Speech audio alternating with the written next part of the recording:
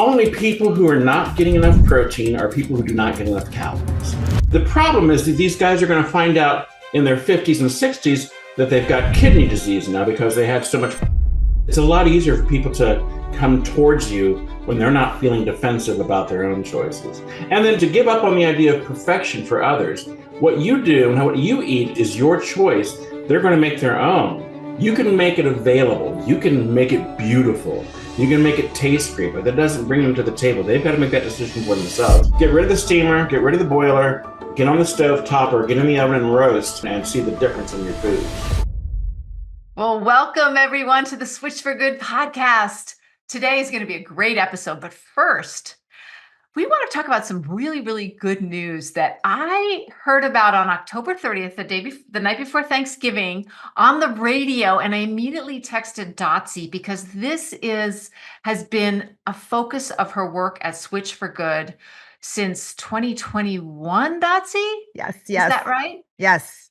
So for over 3 years, she's been working on this and really a huge breakthrough. Dotsie, can you tell us about what happened in corporate America and how Dotsie Bausch and her team at Switch for Good put the fear of God into one of the biggest corporations in the United States? Well, gosh, it was exciting. I remember getting the text from you on Wednesday night, like, you did it. It was so sweet. We were actually in New York City eating dinner because we had just arrived to be at the expo. Switch for Good. It was at the expo this past weekend at New York City Marathon.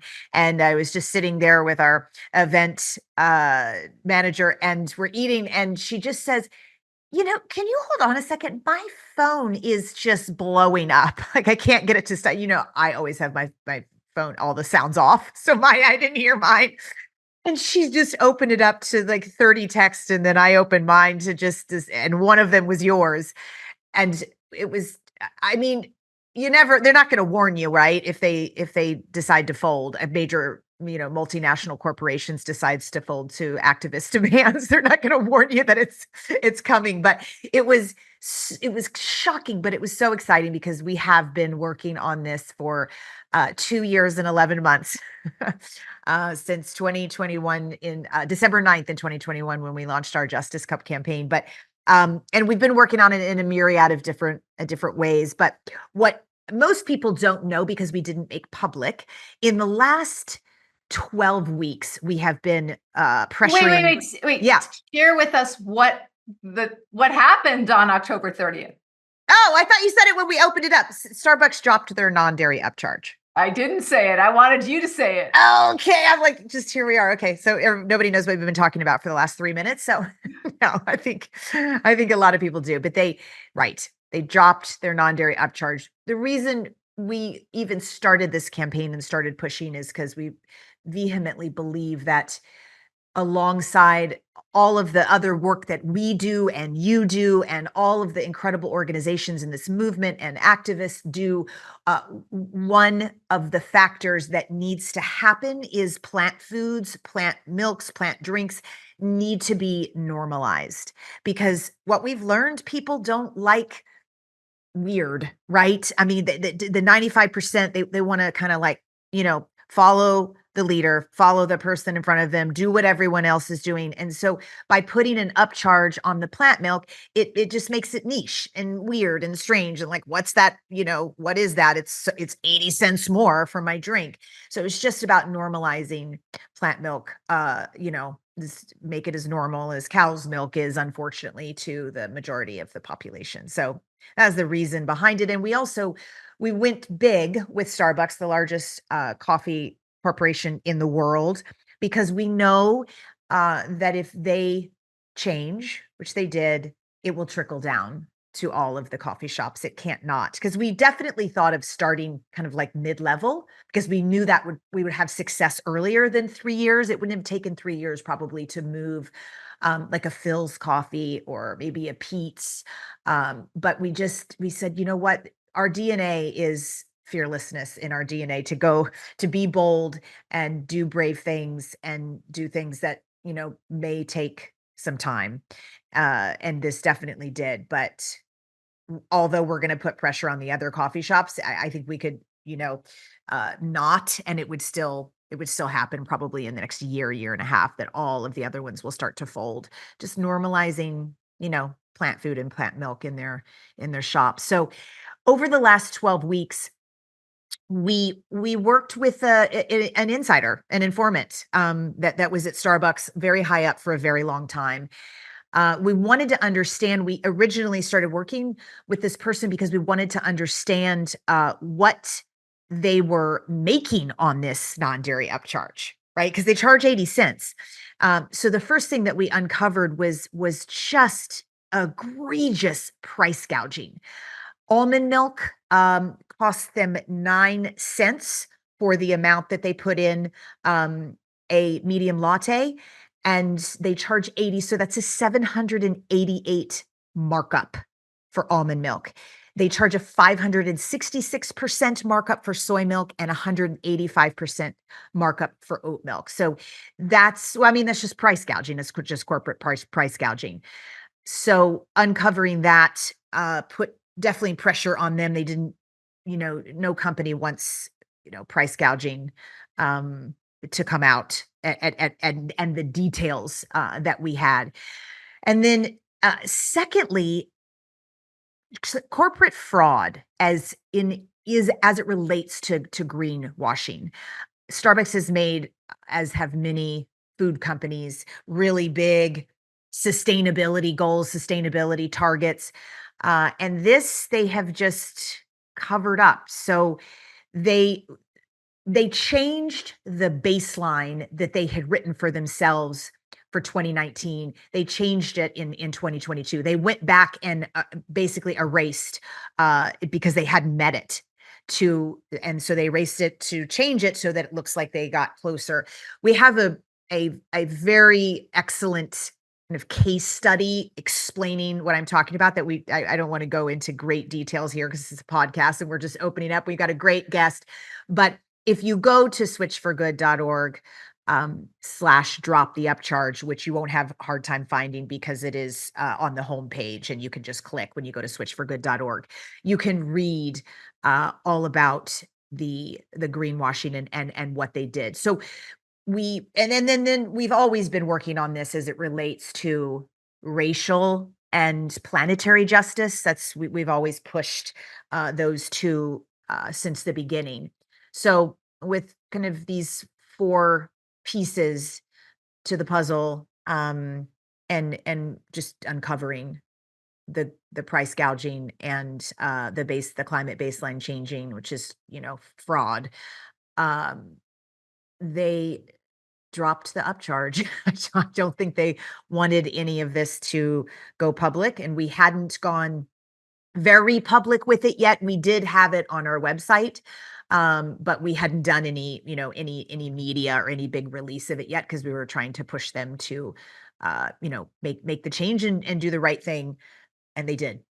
Wow, congratulations. So there were years of you had billboards up in cities, you had all of us and all supporters and people write letters to Starbucks. We did a lot of live protests in and around Los Angeles, mostly outside of Starbucks. And we went to Starbucks and, kind of had discussions with the baristas about why the upcharge is there and how much it hurts people of color and how, and at that point we weren't aware of the, wild, egregious charge that they were placing on it. But it's just always been a very hypocritical, exploitative, and discriminatory upcharge.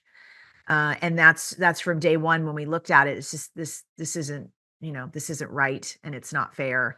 And so we started to really just kind of massage this understanding and idea of dietary racism in the public's minds, which is a concept that happens in and around all of our food systems, going back to the wonderful guest that we had on about maybe 8 weeks ago, that only talked about the dietary racism embedded in all of our food systems.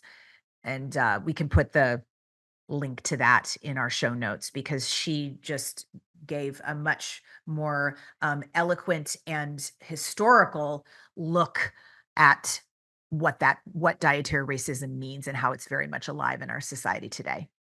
Congratulations, Dotsie. And I But guess what we should all do now, by the time this show airs, the dietary upcharge will be gone because it's going yes, to November 7th, November 7th, right, 2024. right. So, Yeah. But when we go to other coffee shops, if we see that upcharge, we should complain.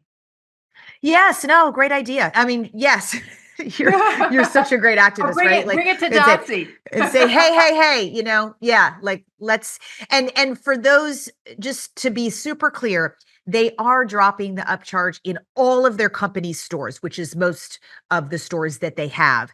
But Starbucks does have franchises. Most of those franchises are in airports, and they can't make the franchises do this, right? Because they're a little more independent than their company stores. So if you are in an airport after November 7th, and they are charging, that is because it's a franchise, but most of their stores are company stores. There's over 7,500.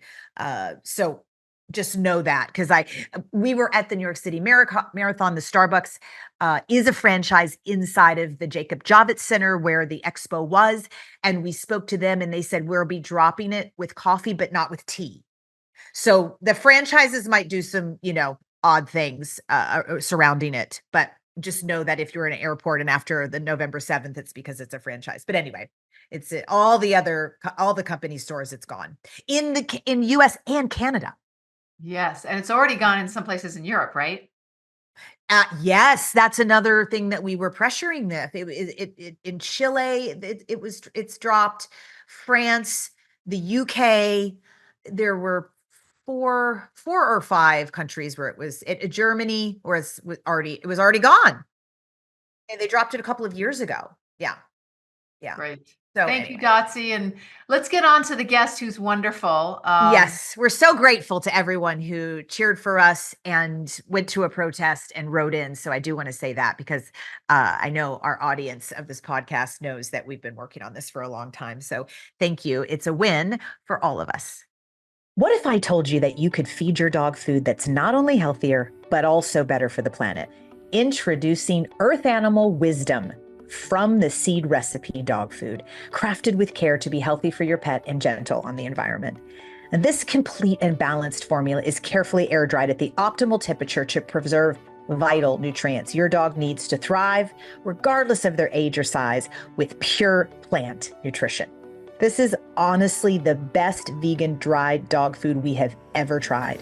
It's so easy to purchase too. You're just going to go to earthanimal.com/switch for good. And then also just simply place switch for good in the discount code box at checkout for 20% off your order. So go run, buy your Earth Animal. Today, we're thrilled to welcome back a culinary innovator and the mastermind behind the New York Times bestseller, Forks Over Knives, The Cookbook, a companion to the documentary that has transformed so many lives. Chef Del Sroufe's plant-based journey began in 1989 at a vegetarian coffee house in Columbus, Ohio. What started as a job evolved into a passion and a mission to make nourishing food both convenient and flavorful. Now, we had Chef Del on the show 2 years ago, where we discussed his incredible story. So please, Dotsie and I highly recommend that you go back to episode 169 if you want to hear that, and we know that you will. Over the years, Chef Del has owned his own bakery, Del's Bread, managed a vegan personal chef service, and served as executive chef at Wellness Forum Foods. He now brings his expertise to the CNS Kitchen at the T. Colin Campbell Center for Nutrition Studies. From crafting low-fat, nutrition-dense meals to offering plant-based recipes that are amazing, Chef Del is helping people redefine their relationship with food, one delicious health-boosting meal at a time. So with the holidays coming up, he'll be sharing his tips for creating holiday treats everyone can enjoy. Well, everyone, especially the vegans among us. So welcome back to the show, Chef Del. Thank you so much, Alexander. It's good to see you both. So there's a lot of holidays coming up. We have Thanksgiving, first and foremost, Christmas, Kwanzaa, Yom Kippur, Ashura. I looked them up. It's amazing how many celebrations we have around food. But we're going to talk today mainly about Thanksgiving, specifically a vegan Thanksgiving, because that's just around the corner. And of course, everything we talk about here, you can apply to food celebrations in general, right? But Chef Del, let's start with how should a vegan approach cooking for the holidays with non-vegan friends and family? Well, I think the first thing that people have to do is to make light of the conversation, is to create a conversation that's inviting and warm and supportive and fun, and not one that's like not pointing fingers and not letting people know that they're doing it all wrong and they need to change their ways. We can't be preachy. It doesn't work. So it's called, killing them with kindness. And it's about making an approach that says, look, I want to do this beautiful vegan feast. I want to make beautiful, wonderful food that I think that you'll love. I want you to join me on this journey and try this with me. Right? Change your approach with people. And it's a lot easier for people to come towards you when they're not feeling defensive about their own choices. And then to give up on the idea of perfection for others. What you do and what you eat is your choice. They're going to make their own. You can make it available. You can make it beautiful. You can make it taste great, but that doesn't bring them to the table. They've got to make that decision for themselves and let them do so. There's so many food myths out there, especially in the plant-based world, I feel like. And Switch for Good was at the expo of the New York City Marathon this past weekend. So we did 10-hour days, right, of all the athletes and their family and friends coming through the expo.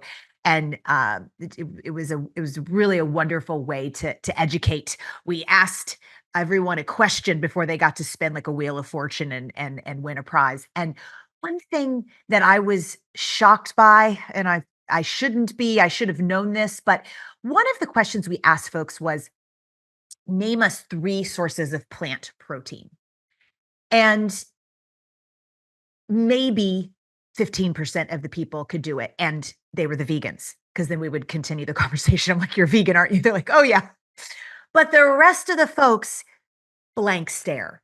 And I mean, just couldn't even pull anything up. And what I realized is the way that we are communicating plant protein, maybe we need to rename it, or people don't realize that beans and nuts and seeds are plants. I had people ask me, do you mean like a flower? No flowers. I don't know that they have much protein. A few people said broccoli and spinach, and I said, okay, I'll give you that. It's got a little protein in there. But I'm wondering, from your chef's point of view, if you have run into this, and what is a kind of a major food myth or a scenario like what I'm describing now, where you thought people were on the same page and that we can speak in the way that we do about plant-based food, but you found out you were totally wrong? Well, there's the old myth about vegan protein of meal combining. You remember back in the 70s, forget her name, came up with, you have to have a bean and a grain. You have to have 2 kinds of protein to eat a complete protein. Even the originator of that myth has dispelled it and said, no, that's no longer true. What myth I want to encourage now to dispel completely is that you have to work at getting protein on a vegan or a whole food plant-based diet. And here's why I say that. Almost every whole plant food has protein. Spinach, broccoli, potatoes, cashews, corn. There's not one, if it's a whole food, that doesn't have protein. And it's just a big thing for me right now, because I'm like, stop talking about protein. The only people who are not getting enough protein are people who do not get enough calories. In other words, you have to be going hungry to not get enough protein. Another one, the most intense time of protein needs for humans is babies and mother's milk. Mother's milk, 6% protein, right? So when we talk about 12, 15%, 20%, 30% protein, we're way above that. And the least protein-rich foods on the plant-based diet, I think potato might be one of them, has more than 6%. So you can't not get enough protein. I would like to change the conversation to say, let's start talking about fiber, right? Is for someone like me who's dealt with weight issues most of their life, getting enough fiber keeps me from overeating, keeps me from binge eating, and it keeps me satiated so that my brain isn't always going, feed me more. All right. So this myth of protein and the lack of protein has got to be set aside, and we've got to have a different conversation about it. Yeah, I like that for the general person. I think we could have, I mean, we're talking to a bunch of athletes, right? So their requirements are a bit higher, but we didn't have any fiber conversations. And I love that point because they're not thinking about that. And you're constantly hungry as an athlete, and being able to be more satiated and fill up with that good gut fiber. It's a great point. But even for athletes, there's this myth that athletes have to have this huge amount more of protein to build muscle. You know, protein recycles in the body, right? It breaks apart and comes back together in the body. You can look this up. I'm not the scientist, so I'm not the guy to speak about it. The other thing is that when you talk about adding protein to build muscle, to build a pound of muscle doesn't require as much protein as you think. No, they're totally over proteining. Yeah. Yeah, so for over protein, and the problem is that these guys are going to find out in their 50s and 60s that they've got kidney disease now because they had so much protein beating up on their body. For me, in the route to the Olympics, I was eating about 1.8, 1.9 per grams per kilogram of body weight. And here's what they've gotten confused by. They think it's per pound. Like that's been perpetuated somehow, right? So then that is just, so I was cutting that myth a lot this weekend, that it's per kilogram is this anyway. And also athletes by definition eat more calories, therefore they're going to get more protein. So it naturally comes along with their diet, especially if it's a whole food diet. If it's a junk food diet, you're relying just on candy and baked goods, then you might struggle to get your protein, but none of us are recommending anything but a whole food diet. Let's talk about protein at Thanksgiving. Talk to us about your favorite turkey substitute. A lot of people feel like they need some kind of a meaty type thing for the center of the table. My husband Ian loves tofurkey, actually. So we have that, but nobody else in the family likes it much. I probably have my own version of tofurkey, and it's in my cookbook, Better Than Vegan. It's called Del Stuffed Beast. And it's a marinated baked tofu that you sort of butterfly like you would a chicken, open it up and then fill it with a cornbread stuffing and bake it, and then serve it with whatever gravy, and it's delicious. And when I had I used to do a meal delivery service when I was at the Wellness Forum at Wellness Forum Foods, and every Thanksgiving I put together this menu, and that was the number one selling dish on my menu because people loved that. It represented the protein, the centerpiece of the plate, and it always did well. So, and it's delicious. What did it look like? Did it look like a one like square? Yeah, it didn't look like, I wasn't trying to make it look like the tofurkey or the stuffed beast or anything like that. It was a triangular piece of tofu that was thick cut, then butterflied and opened up, and then the stuffing was sat inside there. So you had it looking like this, Mm-hmm. and then with the stuffing in it. Okay. It's delicious. It's all about the taste buds. And then I have done stuffed squash, and I've made my own seitan sausage and done a sausage and rice stuffed squash. And stuffed squash always makes a beautiful presentation.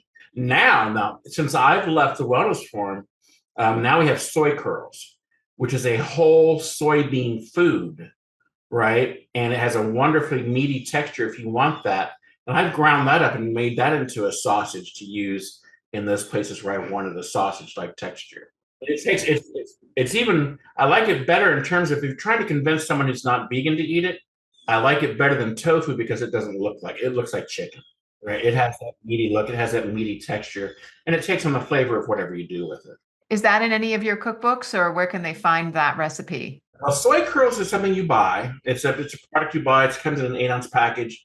You'll find it on Amazon and in some natural foods grocery stores. You rehydrate it. Now, I rehydrate mine in a vegetable broth to start building that flavor. And then you use it. I've made fajitas. With it, I've made stir fries with rice and peppers and onions and mushrooms and things like that with it. It's really very, very versatile, and it really gives you that meatiness, and it fills you up too, because it's still got the fiber of the whole bean. Are you wanting to lose body fat, build lean muscle, and strengthen your bones? Do you want to once and for all stop feeling uncomfortable in your body and start feeling good about how you take care of yourself? Well, I have 3 words for you.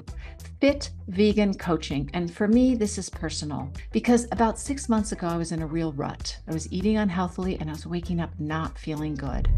So I reached out to Maxim Seguin, who'd been a terrific guest on this podcast and who is the founder of Fit Vegan Coaching. And I asked for help. Maxim and his team were so kind and non-judgmental. So for the first time in my life, I signed up to follow a program, and it was like a miracle. Through his coaching sessions, webinars, training app, food guides, and the support of others in the program, I transformed the way I was eating and training. And now at 61 years old, just 6 months in, I feel amazing physically and emotionally. And I think I look pretty great too. Fit Vegan Coaching is the world's top whole food, plant-based body recomposition coaching program with over 800 transformations in more than 20 countries. It's definitely one of the best investments I've ever made in myself. So if you are feeling anything like the way I was feeling 6 months ago, or maybe you just simply want more information, go to fitvegancoaching.com to book your free application call. And if you sign up, you'll get $150 off because you heard it here on Switch for Good. Now, back to the show. I loved in episode 169 where you were kind of helping us understand how to enhance flavor without salt, oil, and sugar.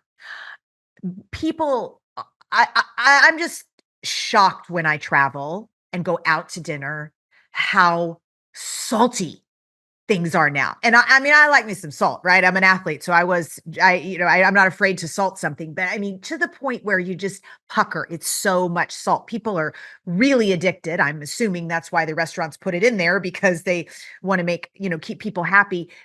So what are some tricks for like a holiday meal? If you're having folks over that are, not plant-based or eat out a lot, so they're kind of used to that, salt, oil, and sugar in their food to keep them happy. Well, in my family, salt was a big part of it all too. But we all used herbs and spices. We pulled out the herb. You don't see me starting up my stove unless I have the spice cabinet open, because some spice is going to go in something. It's going to go in everything, right? It's really one of the keys for building flavor in the healthiest of ways, because most of the spices and herbs that we consume are among the healthiest foods that we can consume per pound, right? So I love my spices and I love my herbs, and I'm trying to get the T. Colin Campbell Center for Nutrition Studies to let me design a course on herbs, cooking with herbs and spices, because it's a brand new way to build flavor for people that aren't eating. And I'm shocked to see the number of people in their own homes, like my younger brother included, whom I love dearly, has maybe 2 or 3 spices in that cabinet. I'm going to spend 3 weeks for him at the holidays. I'm taking a whole spice drawer with me, because I can't cook without it. It's not going to happen, right? So spices are one thing, and then building flavors through some techniques. So you can still roast vegetables. I have this oil-free Italian dressing that I make. It's made with applesauce, believe it or not. So you use the applesauce, you put it in the blender, you add your vinegar, you add your garlic, you add your oregano and whatever, and puree that, and then toss your vegetables with that and roast them. So you get that flavor starting right there. And roasting is, we are cavemen basically who've been roasting for millennia, and it's one of those ways that we build flavor. So we like that flavor of roasted foods. And then learning how to saute without oil is one that people, I have 3 courses that I teach now at CNS Kitchen. 2 courses are cooking courses, and people are always coming to me about I just don't understand how you cook without the oil. I don't understand how you do that. So I spend a lot of time, and there's videos out there on the internet, Chef Del cooks without oil, sautés without oil, that show you how to do it. But, caramelizing, and the mistake that people make when they try to do it is they'll throw their onions in a pan, for example. And almost everything I cook starts with onions, but they throw the onions in the pan and they immediately put water in. which you don't need to do. Start with your dry pan, heat it up, add the onions, the carrots, celery, your mirepoix, whatever, and let those start to brown. What is browning? Browning is flavor. Then you add water to get that brownness up off the pan and into the vegetables, and you're building that foundation of flavor. And then you build on that. You And add is your this on garlic. kind of low heat? Because I feel I've done that on high heat and it's just like, Yeah, you don't want to do it on too high, and it also depends on the pan that you have. You need a good heavy bottom pan that will the heat transfers slowly, like a cast iron skillet or a good that's what I have. Okay. stainless steel skillet. But yeah, medium high heat. If it's going in there and burning right away, it's too hot. Okay, it shouldn't do that. But it works, and it's a part of that foundation of flavor. And then learn to use the spices and herbs and to embrace those, because they are magic flavor bombs. Well, what about, speaking of flavor bombs, mashed potatoes can be kind of bland. And we all know we can veganize mashed potatoes by just putting in vegan butter, margarine, right? So what kind of ideas do you have if someone is bringing maybe mashed potatoes to a potluck and they want to do something special? Well, I think you guys know this, but your audience doesn't know yet. But I have some recipes I'm going to give to you guys, and one of them is my is it autumn harvest shepherd's pie. It's a great holiday dish which has the mashed potato crust. I use it. It's half potatoes and half parsnips, and you cook those and you mash them together, and the flavor is wonderful. I mean, if you've never had parsnips, it's something you really want to embrace. But there are other ways. Cook your potatoes in broth. Get your favorite vegetable broth, throw in a couple of whole cloves of garlic, throw in a sprig of rosemary, right, or some thyme or whatever, and use those herbs to, again, build that flavor. And you'll be much happier if you do. I mean, it doesn't take much. Flavors don't need a lot of help. You know, a little bit of help and they're good to go. So those are two things that I do. I also, if parsnips are a strong flavor for you, not everyone likes them, I've used cauliflower. And what cauliflower does is it allows my potatoes to be creamy and not gummy, right? And then cauliflower I can eat with just salt and pepper, and it's got lots of flavor. So it does add something to the potato. But start with some broth, you get a few herbs, maybe a clove of garlic in there, and you'll be surprised at how much it elevates your dish. Oh my gosh. That my mother and my husband bonded the very first year we were married over making cauli mashed potatoes at Thanksgiving. And the food processor broke and they picked it up. They were so proud of their dish, and all of it came out the bottom, all over the counter and the floor. We still talk about it, but We all have those stories, right? oh my gosh. Well, I don't have very many because I'm not a good cook and I don't know it, but that was quite that we were trying to save it right on. You're like, well, it's fine from the counter. But gosh, so in terms of the flavor bombs that you can get into traditional Thanksgiving food, which traditionally has quite a lot of fat and salt. You've mentioned the herbs and the spices for sure, and then how to cook kind of without oil.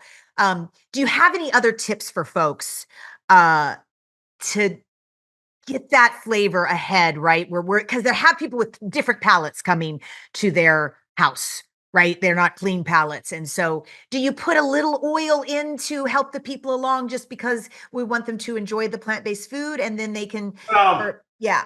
Yeah, I'm not going to be the judge. I don't. But I've been doing this for 25 years, oil free, and I think that you have to make those decisions for yourself. Now, as a representative of T. Colin Campbell Center for Nutrition Studies, we talk no oil. If I'm talking on my own, if you decide to put a little spray oil in the pan to help you build that flavor, but trust me, if you can figure out the saute method, you're on your way to building that flavor. I don't think oil is the get off for getting flavor that you think it is, but learning to roast vegetables instead of to boil them. So throw away the steamer and the boiling of vegetables and learn to roast them or saute them on the stovetop, and you're going to find that. And then cooking your vegetables. So if I saute cauliflower, I'm going to start with onion and then maybe some garlic, right? So I'm building that flavor already with those vegetables coming together, because onions release that flavor and they go a long way towards flavoring a dish. So get rid of the steamer, get rid of the boiler, get on the stove top or get in the oven and roast and see the difference in your foods. You're going to share some recipes with us, which will be in the show notes. Tell us a little bit about them and why you picked them for us. Well, I did pick this Autumn Harvest Shepherd's Pie because it's a gorgeous dish that has a lot of flavor and is very filling. So it just looks good on the thing. And then I picked one that's not conventional, but it's so popular that I know people that are making it for the holiday, and it's my portobello pepper steak. So it's gravy and peppers and portobello mushrooms on top of mashed potatoes, and people love it, right? If you don't do anything else with it but use the gravy part of it to use for other flavorings, you're good to go. So there's that one, and then I have a whole list of recipes. You're getting 17, maybe 12 dessert dishes from Nutrition Studies website. There's a PDF of favorite holiday desserts. You're getting another collection of recipes using cranberries. So Brussels sprouts with cranberries and several others. So there'll be a link to several recipes there. And then what else did I put in there? I'm trying to find a soup recipe for you because I think people always like a good healthy soup. I usually do, and I'm doing this holiday cook along, by the way, the 24th, the weekend before. So if you want to cook along with me for your holiday meal, you can sign up for that and we'll do it together. That's a 6-course menu that includes, and the only way to get it is to do the class, includes pumpkin pie with the best oil-free pie crust I've ever had. Oh, wow. So is that through CNS Kitchen? And you can sign up for that? Yeah. Yeah, so that's a one-day event. You'll get the menu, you'll get a shopping list, you'll get a mise en place the day before. You do all your chopping and prepping, an equipment list, and then the day of, we'll spend 3 hours together in the kitchen cooking your holiday meal. So it includes, there's a salad, an autumn harvest salad that has a cranberry vinaigrette. There's a soup, which is a chestnut and cauliflower bisque. There's the entree is, I have to look it up. The entree is a mushroom and root vegetable pot roast with a scalloped sweet potato crust. Delicious, right? And then the dessert, pumpkin pie, I've mentioned the dessert. And hold on, I'm going to find you the other one. Oh, here it is. You're right there. What else have we got? Let's see. Savory corn pudding. Oh my God. It's we always have, and when I did this menu, every year in my family, half the dishes had sugar in them. We had corn pudding, which was sweet. We had sweet potatoes, candied sweet potatoes, right? We had the cranberry sauce. Everything has full sugar. So I got rid of that. I'm like, dessert's enough sugar, right? We're going to put some maple syrup in a pumpkin pie. But I went with a savory corn pudding. It's got onions and bell peppers in it. And it's delicious and creamy and satisfying. Pan glazed Brussels sprouts with apples. And then my pot roast. And then the autumn harvest salad with candied pecans and dried cranberries. So it's a lovely little menu that with some help you can put together. And I'll show you how to keep it until Thursday and what to do to reheat it on Thursday and all of that. But there are other recipes in CNS Kitchen on my website. Don't overdo it. Decide what you can do for this holiday and make a simple plan. And then figure out what you can do ahead, whether you do my class or not. Figure out what you can do ahead and then figure out what needs to happen at the last minute and how to heat things up. And make a schedule of all of that, and it goes a lot easier. How many dishes do you recommend of some at a meal, for example? Let's say there's, I don't know if it changes according to the number of people, but let's say there's 8 people coming. I think if there's 8 people coming, you could do a 4-course or 5-course meal pretty easily. You'll want to do a dessert. It's always nice to have a salad. My dad's from Northern Kentucky. He's an old farmer guy and an attorney mostly, but up on a farm. And so every meal had to have this right. And so my menus have always kind of reflected that. You've got an entree. You've got your one side dish, so like mashed potatoes might be with your entree.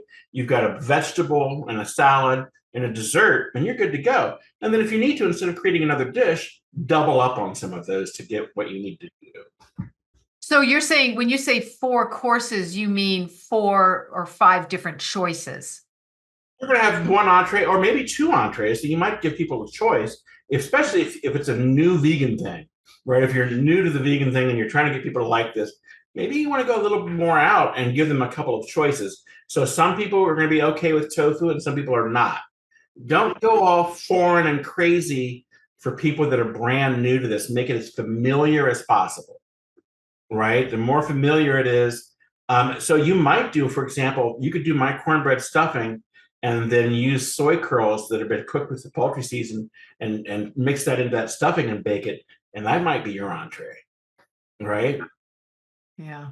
So yeah, so it just depends on how much energy you have too, and what your skill level is in the kitchen. Don't go above your skill level. Figure out what you can do, and make that plan, and then make that happen. And gosh, don't wait till the day before to start. I mean, there's no reason you can't do a couple of those side dishes on Monday and some chopping and prepping. If you get all your stuff chopped and measured Wednesday before you cook, on Thursday, then you've got light work to do. Yeah, that keeps the stress level down for sure. Sure. And you're all prepped. I have an air fryer question for you because I do remember from our episode 169 in 2022, I really did learn how to use the pan without oil. And I think the first time I did it after we had the show, I was like, and exactly what you said worked beautifully. And now I just don't have to use oil. But what I find myself doing in the air fryer is, like last night I do broccoli and Brussels sprouts, like it seeming like all the time in the air fryer. And I put a light amount of oil because I use turmeric, garlic powder, paprika, and pepper almost always. And if it's not sticky, I'll put all of that stuff on and then put the broccoli in the air fryer, and all the spices are sitting at the bottom of the bowl that I've just tossed it in. How do I get this stuff to be sticky without the oil so that all these wonderful spice bombs stick? Well, let's go back to my Italian dressing. If you take out all the other stuff and just take the applesauce with your spice blend and throw that into the blender. So when you blend the applesauce, it creates a kind of a pectin that it'll cling to whatever it is you're doing with it. So throw that applesauce in, and then the unsweetened applesauce, it's not going to add flavor to the dish. Your spices are going to do their job as the flavoring agent, but you're going to puree that applesauce. Another one that I've not spent as much time with this as I should is what's the chickpea? When you cook chickpeas, the aquafaba. I just cooked a big thing of chickpeas the other day, and then I didn't do anything with the aquafaba. I'm like, why don't you do anything with the aquafaba? But the aquafaba, if you let it set up after you've cooled it down, it has a real thick kind of texture that you could toss with your vegetables and your spices, and that would work just well. It's super cool. Okay, good. Because my husband has been making homemade beans for like the last year, and chickpeas are one of them. And he's got onions and all these different spices in there. So it's even extra special aquafaba his. So that's so okay. All right, I'm set. Thank you. If someone's bringing a dish, they're vegan, they want to bring a vegan dish to a potluck and impress people, but like you said, not alienate them, not go, whoa, this is weird. What would you bring, Chef Del? Are we going to a vegan potluck where everyone's vegan? No, people, nobody's vegan. Yeah. I kind of think I'd stick to a side dish or a salad that's very recognizable. Waldorf is one. I do a different one. I do a curried Waldorf salad. Ooh. I use toasted pecans and pears instead of the apples, and I love it. But there's another one. I can't think of the name of it right now. But pick a dish that's familiar to them, but full of vegan flavor. And it could be anything. It could be like potato soup, right? It could be chili, something that people all recognize. I don't want to do chili for the holidays, but like an elevated potato soup with some rosemary and thyme in it's going to be great, right? Potato soup. If you join CNS Kitchen, by the way, I have a great potato soup recipe. It's delicious. It's perfect. But something that is recognizable for people that won't scare them off. You don't want to serve quinoa to people who've never seen quinoa before, right? I don't even like quinoa. You pull up to that. Right. Yeah. I like to bring a dessert because it's easy and I don't cook much. I feel like a lot of people expect there to be eggs and milk in desserts. So when you say it's vegan, or maybe you don't say it's vegan, but you just let everyone love it, what would you bring? Can you give us, I know you're an expert on low-fat desserts. Do you have some that are more decadent than others that you can give us kind of a range? Decadent. Yes. I do a pumpkin pie parfait. So we're making pumpkin pie without the crust. We're making a pie filling, and we're going to lighten it up some, whip it up some so it's lighter. I have a vanilla cream sauce that goes, so you have pumpkin layer, this vanilla cream layer, date sweetened, by the way. And the top, I make a crumble out of walnuts and dates, a little bit of cinnamon. So you have this beautiful presentation, right? And then it's full of flavor that everyone's going to recognize. It doesn't scare people off. And it's probably very, very healthy, right? No oil, not a lot of sugar, if any. And it's delicious. So that's one. I've done it with apples too. So I'll make my apple pie filling or a pear and cranberry pie filling, and then layer that with the vanilla cream and the nut topping, and it's delicious. Those are a couple that are just easy and fun to do. And we mentioned in the intro the Forks Over Knives cookbook, but you've written 4 other cookbooks, haven't you? Million cookbooks, yeah. No, I've written 4. I'm writing my 5th cookbook. It's just, I'm in the middle of photographing it, but it'll be out probably way next year, probably for next Christmas. But, Okay. but it's for 4 cookbooks, and then I have a lot of recipes. My head swims. And so, the reason I ask is if people are like, "Wow, I think that parfait sounds good. I'd like to look it up." How would they get one of your books, or how would you find a lot of these recipes? The pumpkin pie parfait is at the Nutrition Studies website. So if you go to nutritionstudies.org and then click on recipes, it'll take you to the recipe. Then click on the dessert one, and you'll find my parfait pretty quickly because it's pretty popular. So a lot of them are there. So you don't have to join Nutrition Studies website. You can just go to that website and look for recipes. CNS Kitchen, I have others that are in there. You join, it's free, and then I have a whole bunch of recipes in there as well. Did you know that as we age, our bodies produce less collagen? This vital protein that keeps our skin firm and supports muscles and joints starts to dwindle, leaving us with a few more laugh lines and a bit less bounce in our step. But there's good news. Yes. With Vedge Vegan Collagen, you can naturally replenish this essential building block and get your glow back. Through innovative extraction techniques from nutrient-rich broccoli and carrots, they've crafted 100% plant-based collagen that effectively reduces the signs of aging. It supports skin hydration, enhances joint flexibility, and strengthens hair and nails, so you can look and feel fabulous. And the best part, there are no chemicals, no preservatives, and absolutely no animal products, just pure plant-based goodness. So stay youthful, stay active, and choose Vedge Collagen. Elevate your daily routine and let nature help you shine from the inside out. You're just gonna go to vedgenutrition.com. That is VEDGE nutrition.com and use code S, the number 4G, for 30% off. Right? You got it. One more time, vedgenutrition.com and use code S4G for 30% off your order. Now back to the episode. I want to talk a little bit about holiday stress, especially Thanksgiving, because when we first interviewed you, we discussed your journey, your weight gain and weight loss journey and struggles. And as we know, holidays can be a intense trigger for people who have disorder eating. I know when I was anorexic, I would take sleeping pills and just sleep the day away. I just couldn't even handle going downstairs.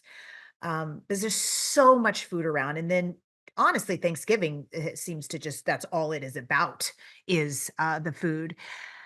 How do you deal with it, with your journey of struggles of weight loss and weight gain, just and tips for folks who are nervous, worried, even scared about Thanksgiving Day? My dad just passed this past January, and I used to spend all my holidays with my dad because he was 97 when he passed. So now it's really, this holiday is going to be me and my younger brother. My younger brother is on a very similar journey to mine, and he's got his own struggles right now, and I want to be with him for the holidays to support him and for us both to try and choose a healthier path together. And it's a conversation that we've had. It's like, our parents are no longer here, so we can make our own future for these holidays. And let's do it not by devouring everything in sight and eating all these. So the food that I'm making for my holiday cook-along on Sunday gets frozen on Monday and travels with me, so that on Thursday, I'm not doing much cooking. Right, I might make some dinner rolls, and we've decided we're going to have one dessert. I'm going to take my pumpkin pie. That's going to be it. There's not going to be a plethora of things out there. So my stress is taken care of, but I think the key is, again, planning ahead and doing as much ahead as you can. There are some dishes that you can make ahead and freeze and then pull them out 24 hours in advance, put them in the refrigerator, and they're good to go. Don't overthink it and don't overdo it.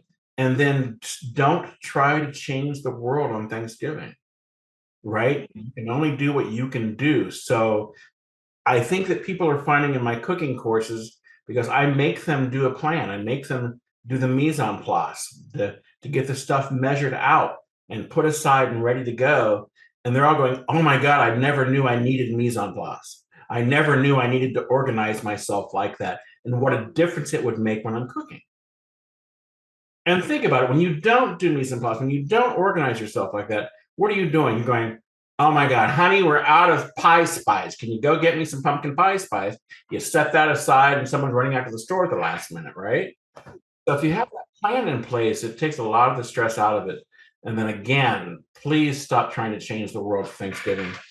You can only do what you can do for you. The first thing you said, I think, is some of the best advice, which is like you've strategized and planned how your Thanksgiving is going to look and feel ahead of time with your brother, right? And the one dessert and how, so people can do that, right? You don't, I know it's tough to say no, but you don't have to go to the 30-person Thanksgiving if that is just going to be way over the top stressful for you. No, depending on where you are with a weight gain or weight loss struggle, if you are in the midst of that. And breathing through the scenarios, and also feeling like you don't have to stay for 5 hours. And another thing, if you're going someplace else and there's not necessarily going to be much there for you, eat before you go and learn to be there just for the company and the good people, right? We are so focused on, and I was that person.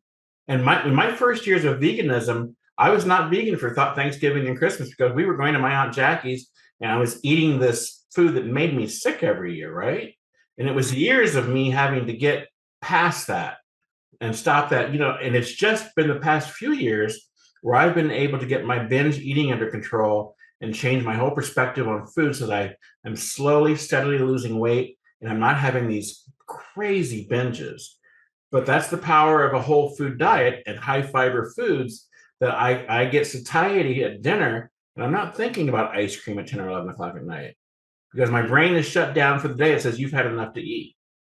So it's about making plans for yourself and knowing yourself, right? And then don't forget, if you have one day where it's a bacchanal feast and you've eaten all the foods, the next day is day one.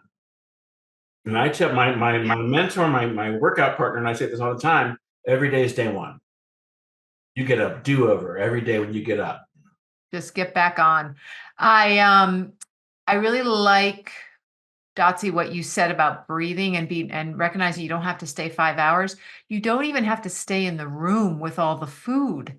You can go outside and sort of center yourself, which is what I know I need that. If I'm around a lot of people, I get a little nervous and I immediately will go to food because that's so easy, instead of, like you said, Chef Del, connecting with people. If we have a plan to connect with people rather than a plan to eat a lot of food, then that really, really helps. And leaving the room, just like pretend you have to go to the bathroom or something if you're at the table and you feel like you're just eating too fast, too much without awareness. Or plan an activity after dinner so that dinner is done and we're on to the next activity, which isn't about sitting in front of the TV and eating more dinner, right?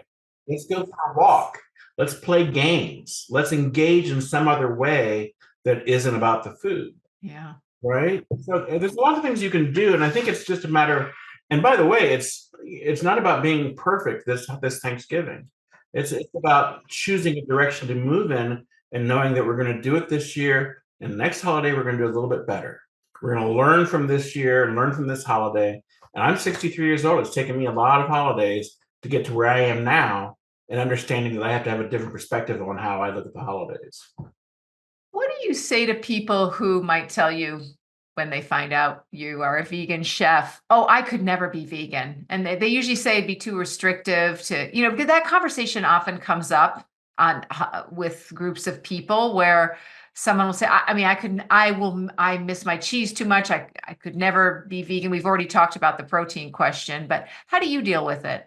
Well, you have to decide with every conversation you have whether or not a conversation is warranted. And here's what I mean.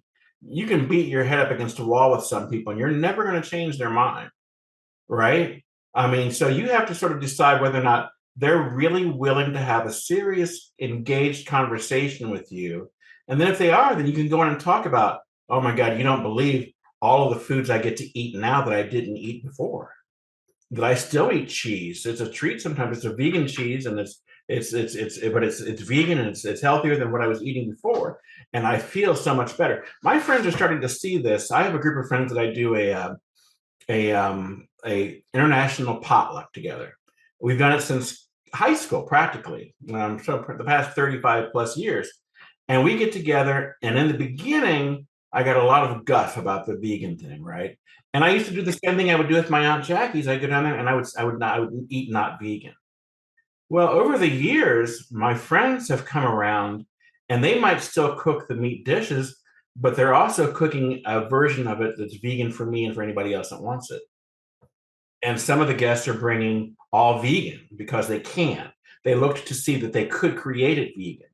The other thing that they're also seeing is that, yeah, I've had my health issues the past several years, but that there's issues that I don't have. I have an A1C that's below 6.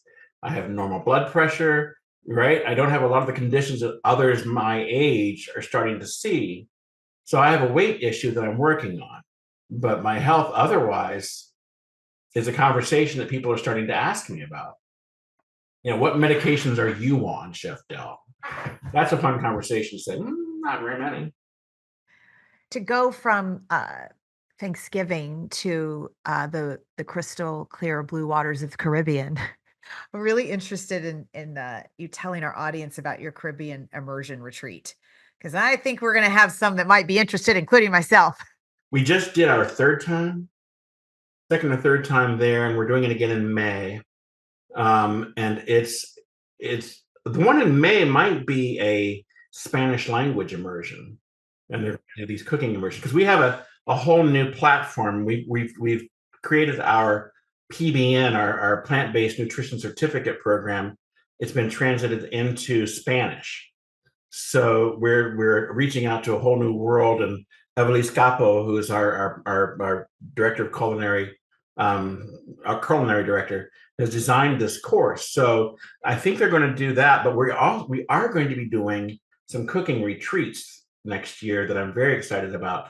And these will be 3 or 4 days retreats where we meet. I think North Carolina is going to be the first one out near the water, of course. And then we're going to get out there and we're going to spend 3 or 4 days cooking together.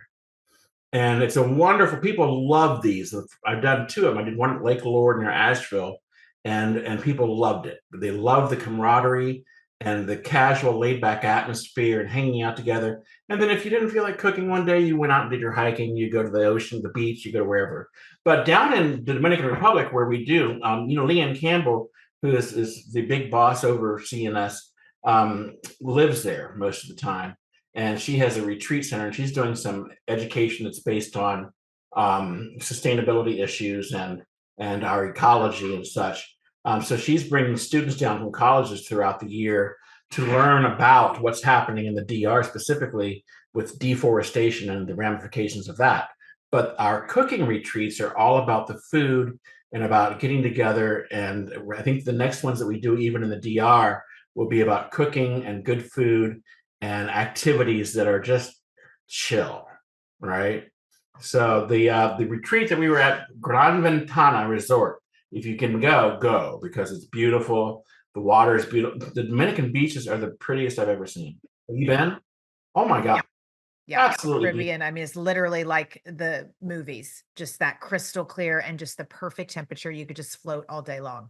Yeah, It's absolutely crazy. beautiful. Yeah. Yeah. Yeah. So we'll stay tuned for those because I think those are wonderful events, and I'm looking forward to getting back down there myself. Yeah. And then we mentioned CNS Kitchen. You said we don't have to join CNS Kitchen, even though it's free, to learn about the retreats and such. But Tell us what we get from CNS Kitchen. I went there actually, and there's so much. It's a busy place, isn't it? So we're in the middle of our 30-day challenge, which is the most popular thing that we do. We have a 30-day challenge that we do 4 times a year. And it's really just a way for people to come back together and to focus on their goals for 30 days. We check in with each other every day.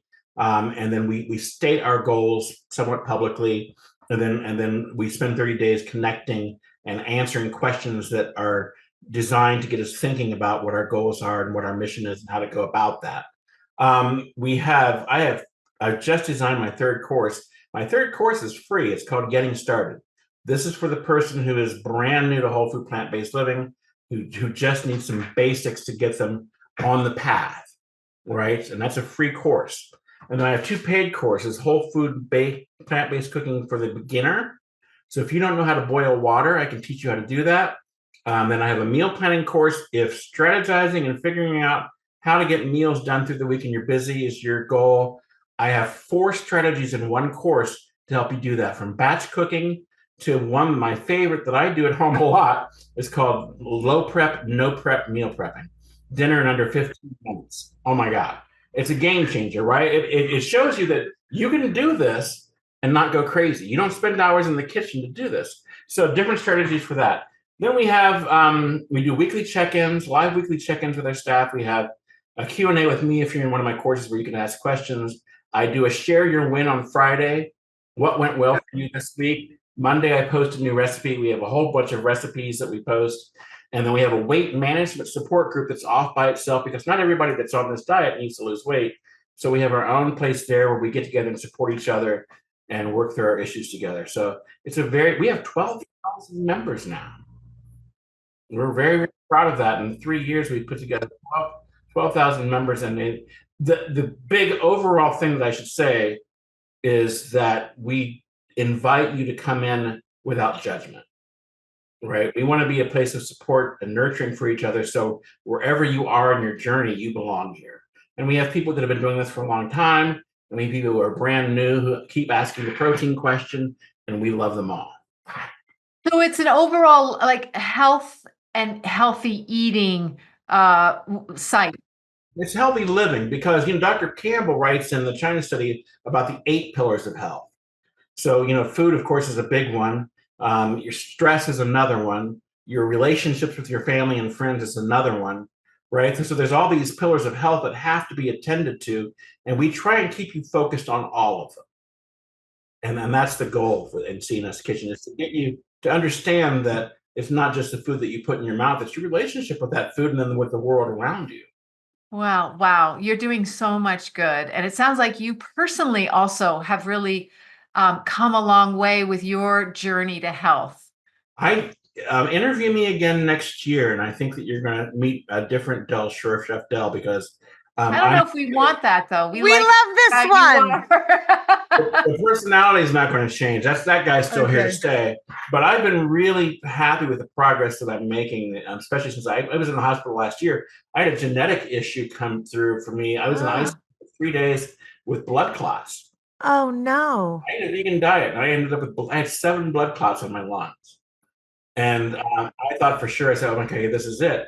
And I came out of there and I said, okay, what have I got to do to change that?